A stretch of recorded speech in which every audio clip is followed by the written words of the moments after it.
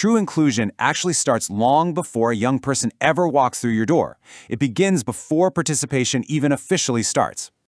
Okay, let's dive into this. Imagine a young person looking at a message on their phone about a new youth group or event. For a lot of folks, especially young adults living with additional accessibility needs, neurodivergence, or mental health challenges, a new invitation doesn't necessarily bring excitement, right? Instead, it often brings a flood of anxiety. Where is it? What's going to happen? Will I know anyone? What if I don't understand? Can I just watch first? The unknown is a massive, massive barrier. Which brings us to our core thesis for today. Participation starts before arrival. It really starts with that very first message, the first invitation, the first explanation, and ultimately the first feeling they get from us. That initial contact, well, it can either act as a supportive bridge that alleviates their anxiety, or it can drastically increase it, acting like a brick wall that keeps them out. According to the foundational principles of inclusive youth work, that initial contact sets the entire tone for psychological safety and trust. Now, what's really interesting about this is the huge difference between intention and impact.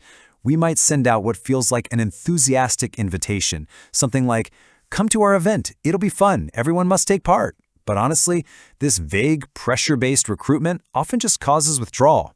I mean, what does fun actually mean to someone with sensory sensitivities?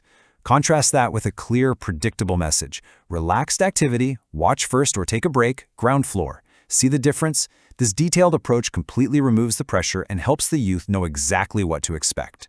So to craft that perfectly reassuring message, you've got to eliminate the fear of the unknown.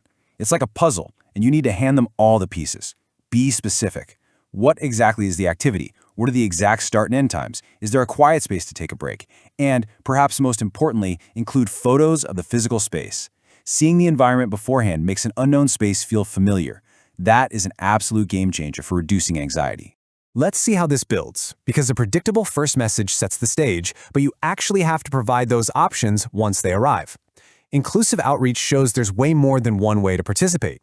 A young person might join by speaking, sure, but they might also prefer writing, drawing, helping hand out materials, or just observing from a safe distance. And let's be clear, offering these multiple pathways isn't about lowering expectations at all. It's about opening more doors. And this brilliantly illustrates how engagement really works. It rarely grows through forced pressure or, mandatory fun.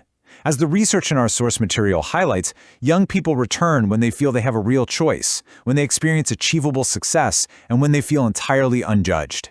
Engagement grows organically through trust, competence, and a genuine, supportive peer connection. When your outreach is respectful, clear, and accessible, young people don't have to guess whether they belong. It's like you're handing them a powerful, underlying message right from the jump. You are welcome here. You can join in a way that works for you.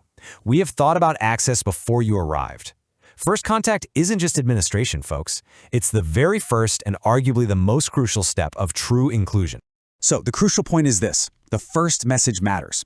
Accessible outreach is exactly what builds the foundation of trust, choice, and belonging for young people with diverse needs. Literally everything else you do to make an environment inclusive falls flat if the people who need it most never walk through the door, all because the invitation itself felt like a barrier. So I want to leave you with this to think about. Knowing the power of predictability and choice, how will you write your next invitation?